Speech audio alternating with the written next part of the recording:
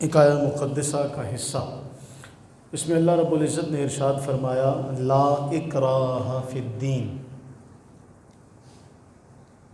بڑی مشہور و معروف آیہ مقدسہ ہے سورہ بقرہ کی، اور معنی کے اعتبار سے یعنی آیت اپنے مفہوم کے اعتبار سے ہر مسلمان شخص کو یاد ہے۔ لا اکراہ فی الدین کہ دین میں کوئی زبردستی نہیں۔ لا اکراہ فی الدین، دین میں کوئی زبردستی نہیں۔ سورہ بقرہ کی آیت نمبر 256 کا ابتدائی حصہ۔ اسلام نے واضح طور پر یہ پیغام دے دیا کہ اللہ کے نزدیک پسندیدہ دین دین اسلام ہے، اور دوسری طرف یہ بھی کہا گیا کہ دین میں کوئی جبر و تشدد، کوئی زبردستی نہیں ہے۔ اس کا معنی کیا ہے؟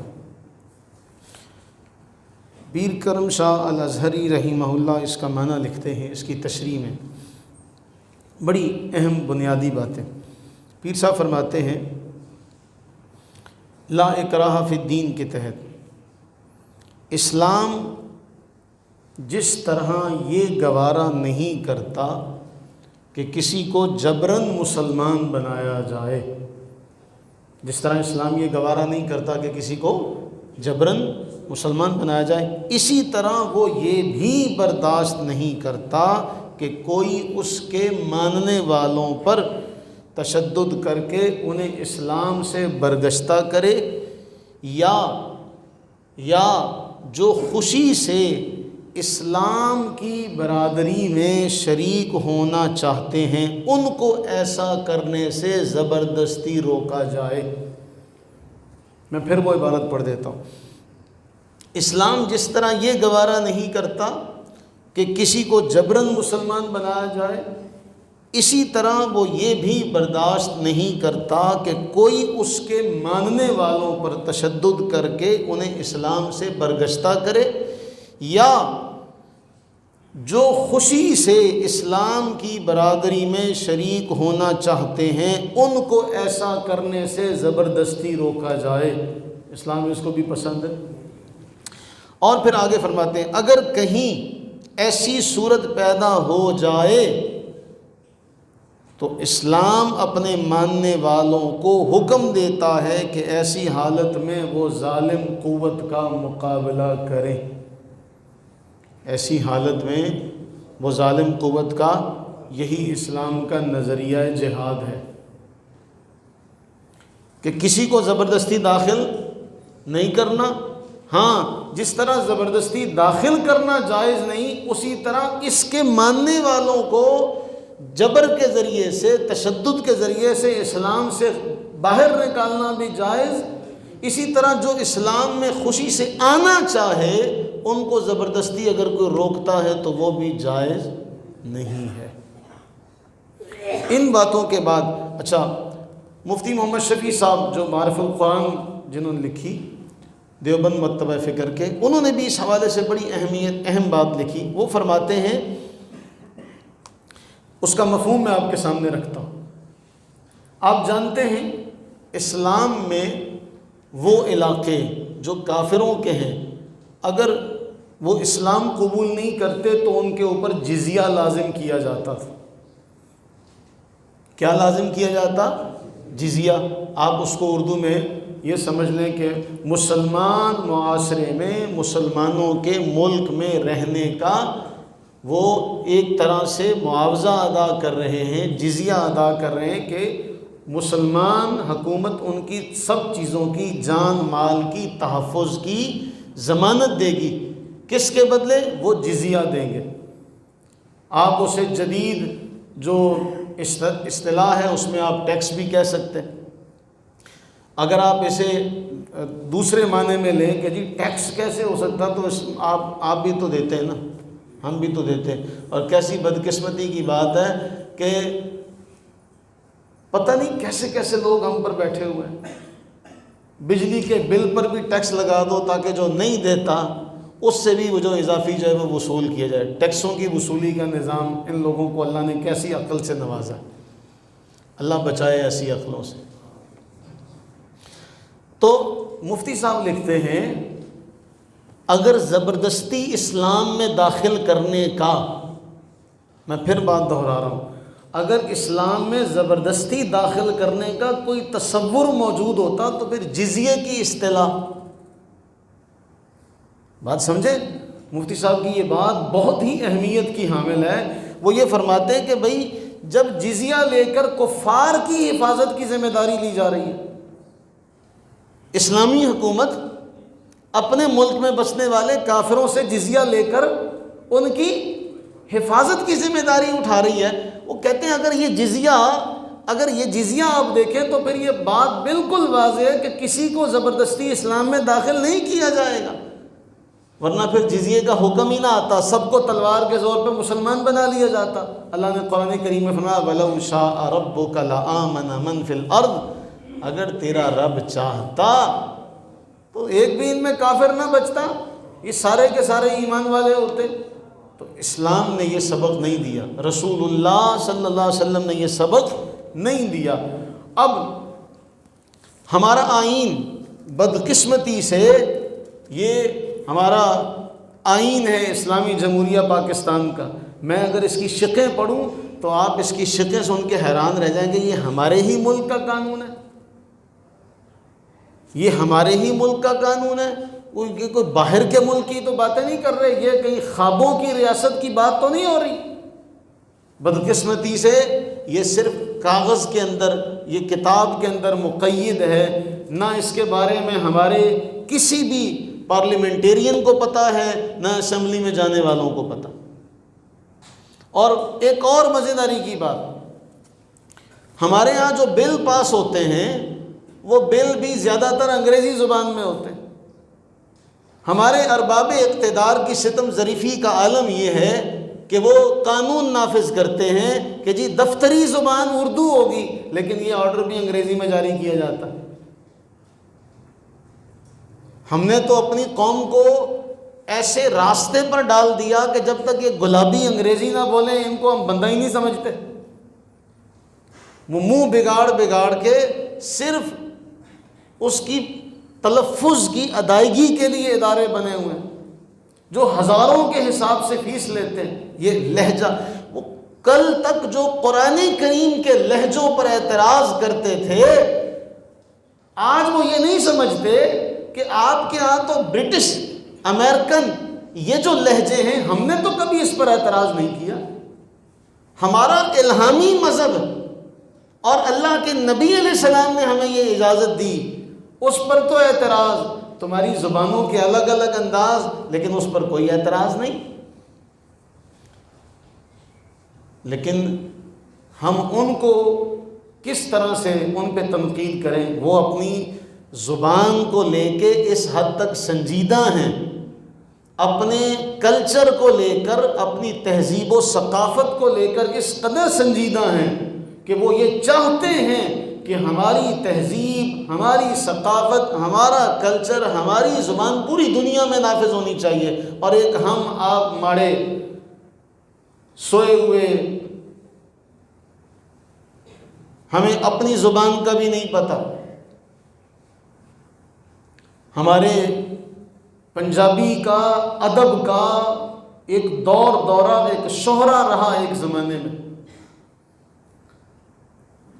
اور آج ہمارے پنجاب میں ہی اکثریت کو پنجابی بولنی نہیں آتی.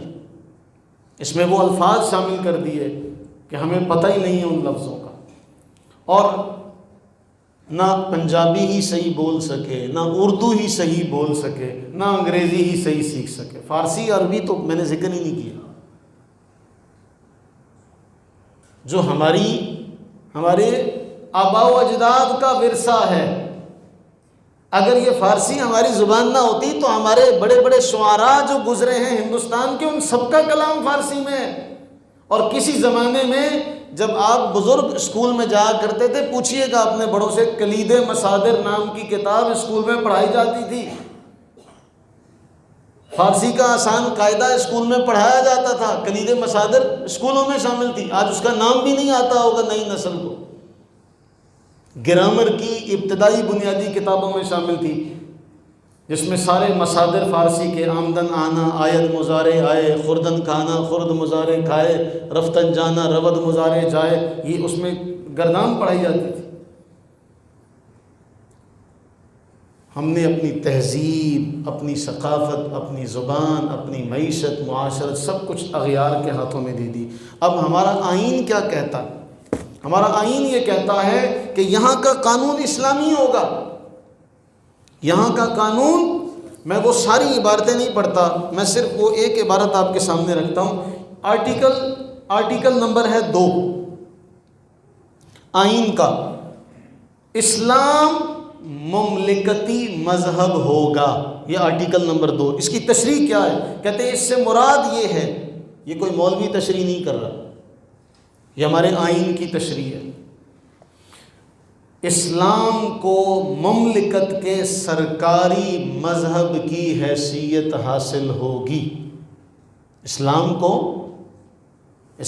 کو مملکت کے سرکاری مذہب کی حیثیت حاصل ہوگی۔ اس کے لیے کوئی بھی قانون قرآن و سنت کے خلاف نہیں بنایا جائے گا، اور اس مقصد کے حصول کے لیے وہ تمام قوانین اسلام کے سانچے میں ڈھالے جائیں گے جو اسلامی قوانین سے متصادم ہوں گے، یعنی وہ باتیں جو اسلامی قانون سے ٹکراتی ہیں ان کو اسلام کے سانچے میں ڈالا جائے گا، اسلام کا قانون نافذ ہوگا، اور اگر کوئی ایسا معاملہ ہو جو اسلام کی تعلیمات سے ٹکراتا ہو اس کو تبدیل کر کے اسلامی قانون کے مطابق ڈالا جائے گا۔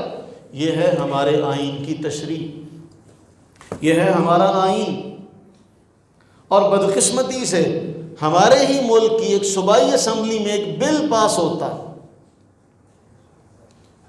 اور یہ مت سمجھیے گا یہ سازشیں، اس میں کسی ایک حکومت کا ہاتھ نہیں ہے، یہ جو اسلام کے خلاف سازشیں یہ اوور آل چلتی آ رہی ہیں، یہ تو سارے مہرے ہیں، ان کے پیچھے کوئی نادیدہ طاقتیں ہیں جو اسلام کے خلاف۔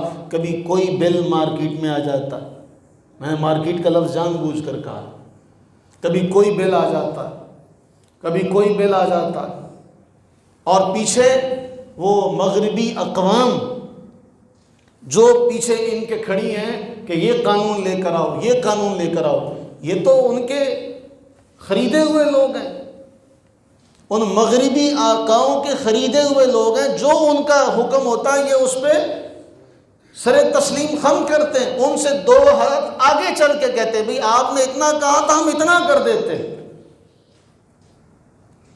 ہم شاہ سے زیادہ شاہ کے وفادار ہیں۔ ہمارے ہی ملک میں اب آج کی یہ خبر ہے، آج کے اخبارات میں یہ خبر ہے، آج کے اخبارات میں خبر یہ ہے کہ جی اسلامی نظریاتی کونسل نے اس بل کو مسترد کر دیا، اس بل کو کیا کیا؟ مسترد کر دیا۔ سوال یہ ہے پیش کرنے والے عیسائی تھے، وہ بل پیش کرنے والے ہندو تھے، وہ بل پیش کرنے والے کسی باہر کے ملک سے آئے تھے، ان کو اس قانون کا نہیں پتا تھا؟ کیا وہ اس قانون کو پڑھ کے نہیں اسمبلی میں بیٹھے تھے؟ انہوں نے یہ قانون کیسے پیش کیا؟ آپ اگر اتنا درد رکھتے ہیں تو پھر ان قانون پیش کرنے والوں کو جنہوں نے یہ قانون نافذ کرنے کا ارادہ کیا ان کو کٹہرے میں لائیں۔ وہ قانون کیا ہے؟ میں اس کی چند ایک شکیں آپ کے سامنے رکھتا ہوں۔ مفتی منیب الرحمان صاحب زیدہ مجدہو کا یہ کالم اخبار میں بھی چھپا ہوا ہے، میں اسی سے یہ سامنے آپ کی چیزیں رکھتا ہوں۔ اس کا ایک سیکشن نمبر 2 ذیلی شق سی اور ای، وہ کیا ہے، اس کی شق کیا ہے، اور اس کا نام رکھا جبری تبدیلی مذہب۔ اس کی آڑ میں یہ آغاز اس کا سندھ اسمبلی سے ہوا، اور اس کے بعد پھر کرنا یہ چاہا کہ پھر یہ سارے ملک میں نافذ ہوگا۔ ہمارے حکومت کے وزراء اس میں شامل ہیں جو یہ چاہتے ہیں کہ یہ بل پاس ہو جائے۔ آپ دعائیں دیں، اللہ کی قسم ہے دعائیں دیں، خدا کی قسم یہ مولوی علماء نہ ہوتے تو آپ تک یہ جو دین پہنچا ہے کبھی نہ پہنچتا۔ آپ لاکھ اختلاف کریں مسجد کے مولوی سے، آپ لاکھ اختلاف کریں ائمہ سے، لاکھ اختلاف کریں خطباء سے، لیکن پھر بھی ہر حال میں انہوں نے وہ ساری صعوبتیں، قید و بند کی مشقتیں برداشت کر کے اسلام کو پھر بھی انہوں نے رکھا، ورنہ اور کوئی معاملہ نہیں ہے۔ کہاں کہاں یہ لوگ جاتے ہیں، اور اس میں اس کی سیکشن نمبر 2 کی ذیلی شق کیا ہے۔ پہلے تو اس کی تعریف یہ ہے کہ جی کم عمر بندہ، کم عمر افراد اسلام قبول نہیں کر سکتے۔ کم عمر کیا ہوتا ہے؟ ہمارا قانون دیکھیں، ہم یہ سمجھتے ہیں کہ بھئی ہم میں جو بڑے عقل والے لوگ ہیں وہ ہمارے نمائندہ بن کے اسمبلی میں جاتے ہیں، ایسا ہی ہے نا؟ بولو بھئی ہم میں جو سب سے زیادہ عقل مند ہوتا ہے اسی کو ہم اپنا لیڈر بناتے ہیں نا، لیکن بدقسمتی سے ایسا ہے نہیں، کتابی باتیں ساری۔ قانونی طور پہ تو وہ ہم سب سے زیادہ عقل مند ہیں، اور عقل مند لوگ، عقل مندوں کی محفل میں عقل مند سارے اکٹھے ہو کے قانون کیا پیش ہو رہا ہے کہ جی کوئی بھی فرد جو 18 سال سے کم عمر ہے وہ بچہ ہے۔ وہ کیا ہے؟ بڑی دور کی کوڑی لائے۔ وہ ہم 7ویں 8ویں کی اردو کی کتاب تھی، اس میں ایک شعر تھا، وہ کسی 2 شاعروں کی ملاقات ہوئی نا، تو اب وہ ایک شاعر گنجا تھا، اس نے اس کے سر پہ چپت ماری، تو وہ شعر وہاں لکھا ہے اردو کی کتاب میں، اس زلف پہ بھپتی شب دیجور کی سوجھی، اس اندھے کو اندھیرے میں بہت دور کی سوجھی۔ تو ان اندھوں کو اندھیرے میں دور کی سوجھی، یہ دور کی کوڑی لے کے آئے کہ 18 سال کا بچہ،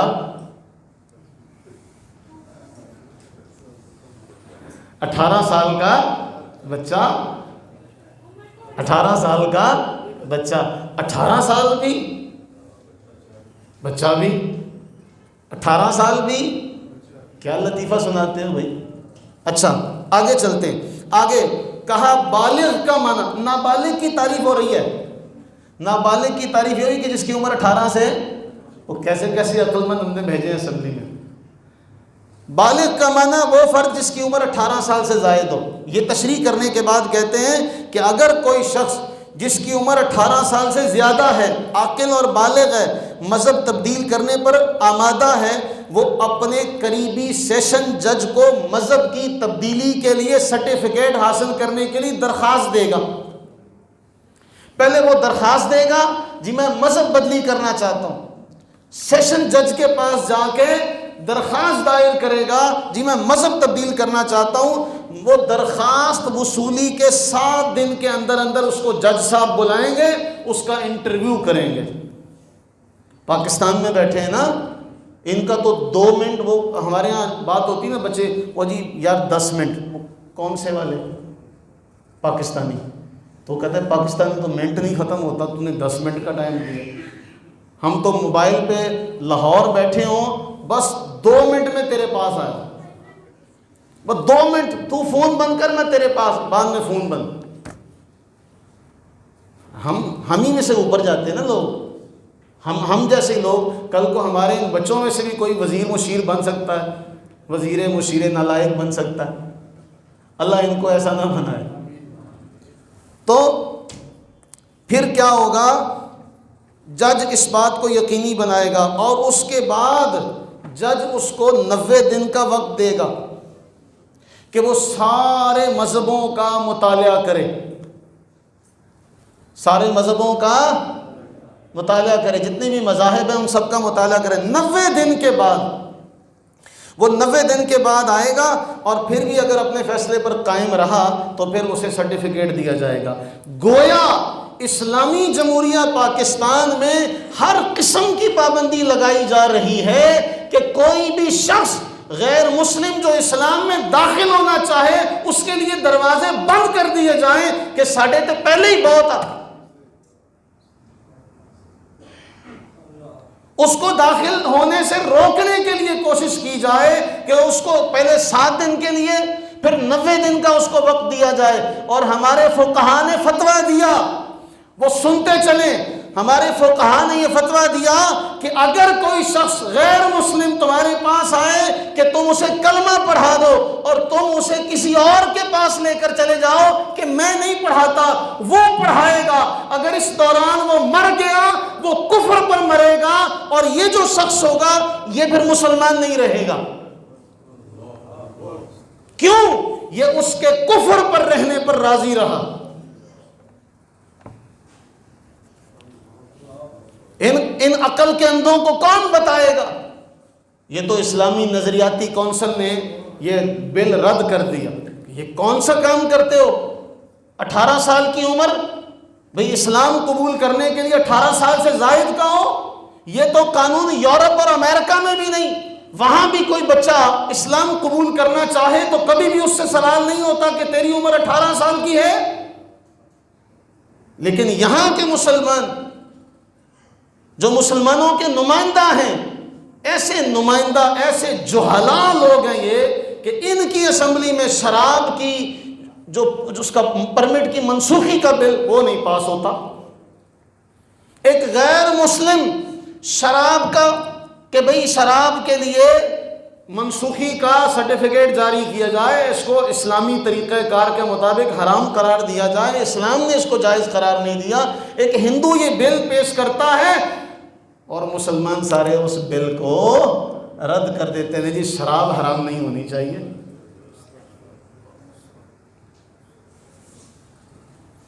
پھر یہاں پر بات رکتی نہیں ہے۔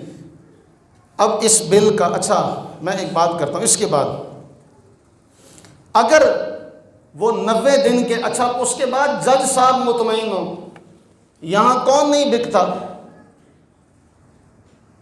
یہاں کون پارسا ہے؟ ہر شخص کی قیمت لگا دی جاتی ہے۔ اب اگر وہ بندہ، اور یہ ثابت ہو گیا جی جج صاحب نہیں راضی ہوئے، تو پھر کیا ہوگا؟ وہ جو بندہ ہے اس کے خلاف 5 سال یا 10 سال کی قید اور 1 لاکھ سے لے کے 2 لاکھ کا جرمانہ۔ بھی تم نے اس کو زبردستی مسلمان کیوں بنایا؟ یہ 18 سال سے زائد عمر کا جسے یہ 90 دن دیے جائیں گے، اس کو یہ کہا جائے گا اگر وہ جج صاحب مطمئن نہیں ہوئے تو جو کلمہ پڑھانے والا ہے اس کو پھر پکڑا جائے گا۔ پھر ایسے کا جو نکاح پڑھانے والا ہوگا یا سہولت کار ہوگا اس کو بھی کم از کم 3 سال کی سزا۔ یہ بل مسترد ہو گیا، اللہ کا شکر ادا کریں الحمدللہ یہ بل، لیکن یہ کوئی پہلا حملہ نہیں ہے اور نہ ہی یہ آخری حملہ ہے۔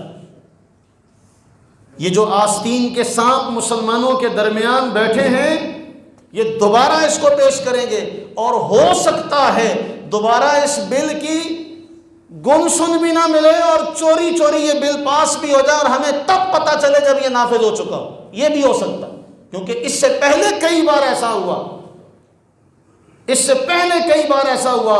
اب آپ کسی سے پوچھیں بھی جو وقف بل پاس ہوا ہے وہ کیا ہے، کسی کو نہیں پتا۔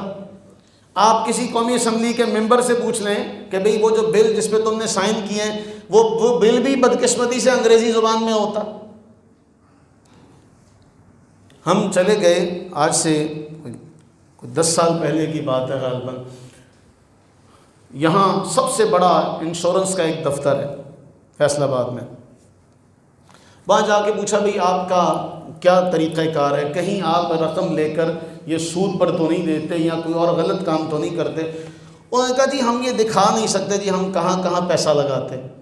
میں کہا جب آپ یہ دکھا نہیں سکتے تو پھر یہ کیسے ہو سکتا ہے کہ بھئی یہ فتویٰ دیا جا سکے کہ آپ کے ساتھ کاروبار کرنا جائز ہے؟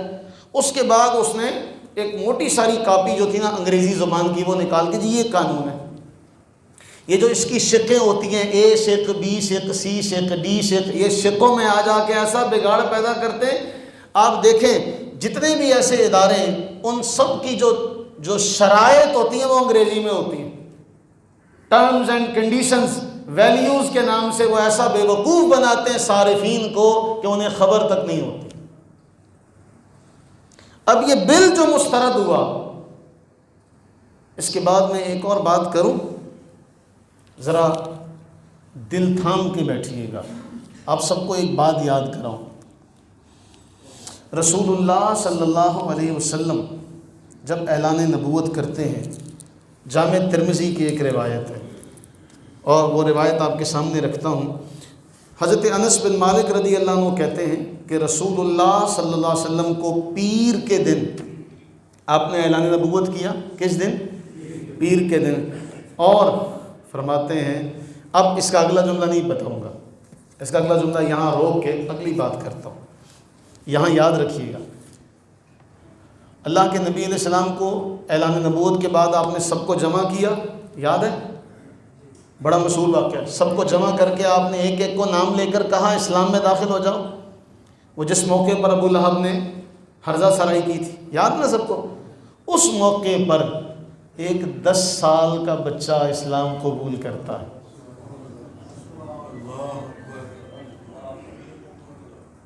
جسے ہم شیر خدا علی المرتضیٰ کرم اللہ تعالی وجہہ الکریم کے نام سے جانتے ہیں۔ اس میں ہے پیر کے دن آپ نے اعلان کیا، منگل کے دن آپ کے ساتھ عبادت کرنے والوں میں مولا علی شامل تھے۔ اچھا، سوال یہ ہے، آپ نے مذہب کی تبدیلی کے لیے کم از کم عمر لگائی، گویا آپ کے نزدیک 18 سال کی کم عمر، جو شخص 18 سال سے کم عمر ہو اس کا اسلام قبول نہیں، یہی معنی ہے؟ تو پھر رسول اللہ صلی اللہ علیہ وسلم کے حوالے سے کیا کہا جائے گا کہ آپ نے دعوت دی؟ تو جسے آپ دعوت دے رہے ہیں ان دعوت لینے والوں میں وہ 10 سال کا بچہ بھی شامل ہے، جو آپ کی دعوت کو قبول بھی کرتا ہے، اسلام بھی لاتا ہے، اور آپ اس کے اسلام کے قبول کرنے کو قبول بھی کرتے ہیں۔ پھر آپ کے نزدیک رسول اللہ علیہ السلام کیا ٹھہریں گے؟ معاذ اللہ ثم معاذ اللہ۔ آپ نے تو 18 سال سے زائد عمر والے پر بھی پابندی لگا دی، کم عمر والا تو کر ہی نہیں سکتا، تو پھر رسول اللہ علیہ السلام کے بارے میں کیا کہیں گے جو ہماری تاریخ کہتی چلی آ رہی ہے؟ اس کے بارے میں کیا کہیں گے کہ آپ نے 10 سال کے بچے کو یہ نہیں کہا بھی تجھے تو مخاطب ہی نہیں کیا، تیری تو عمر ہی تھوڑی ہے؟ بولیے۔ تو پھر یہ جو لوگ بیٹھے ہیں اسمبلی میں، پھر ان لوگوں میں کوئی ایک بھی پڑھا لکھا نہیں ہے؟ یاد ہے ایک حدیث ہم نے پڑھی ہے، اللہ کے نبی علیہ الصلوۃ والتسلیم نے ارشاد فرمایا، ایک دور آئے گا آدمی ایسے ہو جائیں گے 100 اونٹ ہوں، ان میں ایک اونٹ بھی سواری کے قابل نہیں ہے۔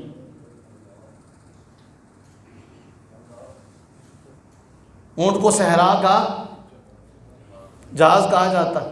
چلیں جی، آپ اس کو جہاز نہ مانیں، آپ اس کو یوں کہہ لیں کہ بھئی آپ کے پاس 100 گاڑیاں ہوں، 100 گاڑیاں کھڑے کرنے کے لیے بھی جگہ چاہیے، چلو جی گاڑی نہ موٹر سائیکل لگا لو، اور 100 ان میں سے ایک بھی سواری کے لائق نہ ہو، اور آپ کہیں کہ میرے پاس کتنی موٹر سائیکل ہیں، تو آپ کو سننے والا کیا کہے گا؟ پنجابی سے کہو، وہ کیا کہے گا؟ وہ جو کہے گا کہ اس کے بجائے تو ایک سائیکل رکھ لیتا، تو ان کا بھی حال وہی ہے، ان کا بھی حال وہی ہے کہ رسول اللہ علیہ الصلوۃ والتسلیم تو 10 سال کے بچے کا اسلام لانا قبول کریں اور ہماری تاریخ کے جھومر، ماتھے کا جھومر سمجھا جائے۔ کتنے فخر سے ہم بچوں کو بتاتے ہیں، کتنے فخر سے اپنے بچوں کو بتاتے ہیں کہ بچوں تمہاری عمر ابھی 10 سال ہے، تمہاری عمر ابھی 7 سال ہے، 8 سال ہے، 9 سال ہے، تمہاری ہی عمر میں وہ شیر خدا جناب ابو طالب کا شیر، مصطفیٰ کا شیر، اسلام کا شیر، اللہ کا شیر تمہاری عمر میں مسلمان ہوا تھا۔ پورے بھرے مجمع میں وہ تنہا، پورے بھرے مجمع میں وہ تنہا کھڑا ہو کر کہتا ہے کہ جی میں مسلمان ہوتا ہوں، میں آپ کی بات کو مانتا ہوں۔ یہ جو جملہ کہنا لا الہ الا اللہ محمد رسول اللہ، یہ 10 سال کی عمر میں انہوں نے کیا، وہ تو مقبول ٹھہرے، لیکن اس اسلامی جمہوریہ پاکستان میں وہ جرم ٹھہرے۔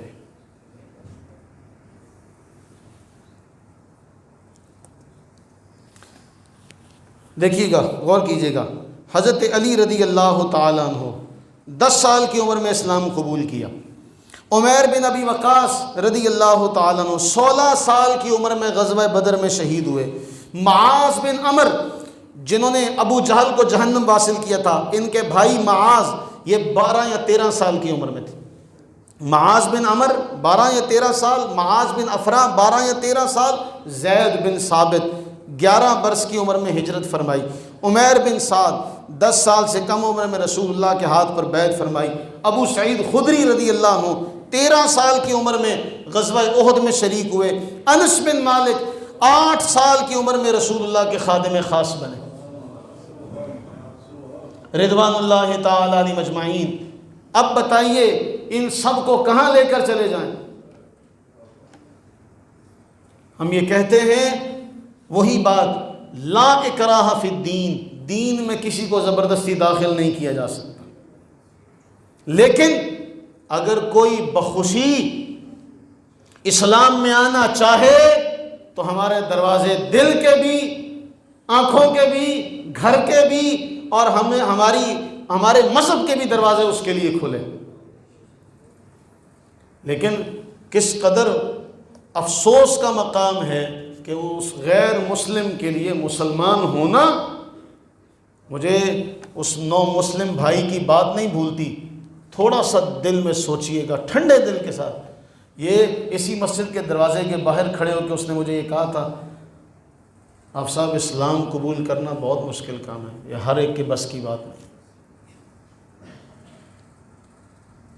سوچئے ایک نو مسلم آپ کے منہ پر، آپ کے عبادت خانے کے سامنے، مسجد کے سامنے کھڑا ہو کے کہے کہ آپ کے مذہب میں آنا آسان نہیں ہے۔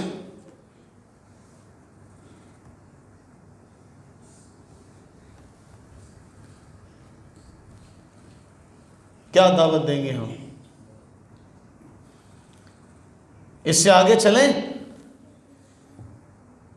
رسول اللہ صلی اللہ علیہ وآلہ وبارک وسلم، ایک حدیث آپ کو سناتا چلوں، صحیح بخاری کی روایت ہے۔ حضرت انس رضی اللہ عنہ اس کے راوی ہیں، کہتے ہیں ایک یہودی لڑکا رسول اللہ علیہ السلام کی خدمت میں رہا کرتا، وہ بیمار ہو گیا اور رسول اللہ علیہ السلام اس کی عیادت کے لیے تشریف لے کر گئے۔ آپ اس کی عیادت کے لیے گئے، اس کے سرہانے بیٹھے اور اسے فرمایا اسلام قبول کر لے، اسلام قبول کر لے۔ ارے ہر ایک کو دعوت دینا ہمارے آقا کی سنت ہے، اسلام قبول کر لے۔ فنظر الی ابیہ، اس نے اپنے باپ کی طرف دیکھا، باپ نے کہا اطع ابا القاسم، یہ جو کہتے ہیں ابو القاسم جو کہتے ہیں ان کی بات مان لے۔ اب اس لڑکے نے اسلام قبول کر لیا، اور رسول اللہ صلی اللہ علیہ وسلم یہ کہتے ہوئے باہر تشریف لائے، الحمدللہ الذی انقذہ من النار، سب تعریفیں اس رب کے لیے جس نے اسے جہنم کی آگ سے بچا لیا۔ اور یہ کہتے ہیں نہیں، اسے اتنے دن کا ٹائم دیا جائے، اسے تقابل ادیان کا، اسے سارے مذاہب کا مطالعہ کرنے کا کہا جائے، اس کی ملاقات کروائی جائے۔ آپ سارے جانتے ہیں، آپ کسی سے بھی، کسی غیر مسلم سے ملیے، کسی قادیانی سے ملیے، سابقہ قادیانی، وہ آپ کو دکھ بھری داستان سنائے گا کہ جب میں مسلمان ہوا تو میرا سارا خاندان میرے در پہ ہوا۔ ہمارے ملک پور میں جب اس نے اسلام قبول کیا تو اس کے سارے خاندان والے اس کو مار پیٹ کر گئے، سب نے مارا پیٹا، تھانے بات چلی گئی۔ تو اس نے جا کے پتہ ہے افسر کے سامنے کیا کہا؟ اس نے کہا میرا چاچا ہے، میں اس کو کچھ نہیں کہتا۔ افسر کو غصہ آ گیا کہ وہ بھی تھوڑا سا اللہ نے ان کو توفیق دی تھی، اگر یہ ہمارے سارے سیکیورٹی اداروں والے اس طرح کے کام کرنے لگ جائیں تو یہ امن کا یہاں پہ گہوارہ ہو جائے۔ بدقسمتی سے یہ تو ان کے سارا کا سارا ان کو یہ سہولت کار ہیں یہ لوگ۔ اس نے کہا یہ میرا چاچا ہے، میں اس کو کچھ نہیں کہوں، کسی سے پوچھئے۔ اور رہ گئی بات ہمارے قانون کی، تو ہمارے قانون میں اس میں یہ لکھا ہوا ہے، اس میں لکھا ہوا ہے کہ قادیانی غیر مسلم ہیں، اقلیت ہیں۔ اب جب وہ غیر مسلم ہیں، آپ کے امین پور بازار کے گول میں آپ چلے جائیں، ان کی مذہبی عبادت گاہ کے باہر مینار کس قانون کے تحت لگے ہیں؟ جبکہ قانون یہ کہتا ہے کہ نہ وہ ہماری کوئی اصطلاح استعمال کر سکتے ہیں، لیکن وہ کر رہے ہیں۔ ان کو آپ سیکورٹی فراہم کرتے ہیں، ان کو آپ پروٹوکول دیتے ہیں، چور دروازے سے ان کو حکومت کا حصہ بناتے ہیں، اس لیے کہ پیچھے غیر مسلموں کی لابی لگی ہوئی ہے، اور آپ لوگ سارے کے سارے چادر تان کے سوئے رہے ہیں۔ سب امن ہے، سب امن ہے۔ آپ نہ جانیے گا، نیند خراب نہ کیجیے گا، نہ قرآن پڑھیے گا، نہ حدیث سنیے گا۔ آپ کے کانوں میں کوئی بات چلی جائے، آپ جاگ جائیں گے، نہ سنیے گا، سوئے رہیے گا۔ یہ سونا جب آنکھ بند ہوگی، پھر اس نیند کا حساب جب وہاں دینا پڑا نا اندھیری کوٹھڑی میں، لگ پتہ جائے گا کیا بھاؤ بکتی ہے، لگ پتہ جائے گا۔ آگے نہیں جانا، آگے میدان محشر تو بہت دور ہے، قبر میں لگ پتہ جائے گا کیا کرتے رہے ہو، کیا کر کے آئے ہو، کیا کما کر آئے ہو، کیا خرچ کر کے آئے ہو، کیا سیکھ کر آئے ہو، کیا لے کر آئے ہو۔ وہیں یہ سارا کا سارا نکھیڑا ہو جائے گا۔ اس لیے جاگو، کچھ سیکھو، اپنے مذہب کو سیکھو، اپنے دین کو سیکھو، اپنی نماز کو، اپنے قرآن کو صحیح کرو۔ ہمارے ہاں ہماری اکثریت کو نہیں پتا، کسی سے پوچھ لے، نہیں پتا۔ پھر ہم کہتے ہیں جی ہم مسلمان ہیں، ہم کہتے ہیں ہم مسلمان ہیں، ہم خاک کسی کو دعوت دیں گے، ہمیں تو خود کو نہیں پتا کہ دین کیا ہے، ہم نے سیکھا ہی نہیں۔ اور اس بات پر اختتام کرتا ہوں جو رات کے درس میں ہم نے پڑھی تھی۔ کسی زمانے میں یہ جمعے کا دن، یہودی آج بھی ان کے ہاں ہفتے کا دن معتبر ہے، عیسائی آج بھی ہاں ان کے ہاں اتوار کا دن معتبر ہے، رہ گئے ہم اور آپ۔ ہم فیصلہ آباد میں بیٹھے ہیں، اللہ کا شکر ادا کریں کہ ہمارے ہاں جمعے کی چھٹی ہے۔ واللہ مجھے ایک یونیورسٹی کے پروفیسر نے کہا کہ 2 سال ہو گئے میں نے جمعہ نہیں پڑھا۔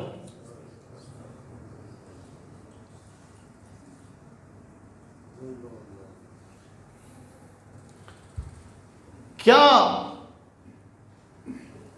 اب وہ ہمارے اسلاف کا طریقہ، وہ ایک بات کر کے بات مکمل کروں گا۔ وہ کہتے ہیں کسی زمانے میں ہمارے بزرگوں کے ہاں یہ بات مشہور تھی کہ اگر کوئی پوچھے نا آج دن کیا ہے، جمعے کے دن بھی پوچھے کہ آج دن کون سا ہے، وہ کہنے لگے وہ ہلاک ہو گیا، اسے یہی نہیں پتا آج دن کون سا ہے۔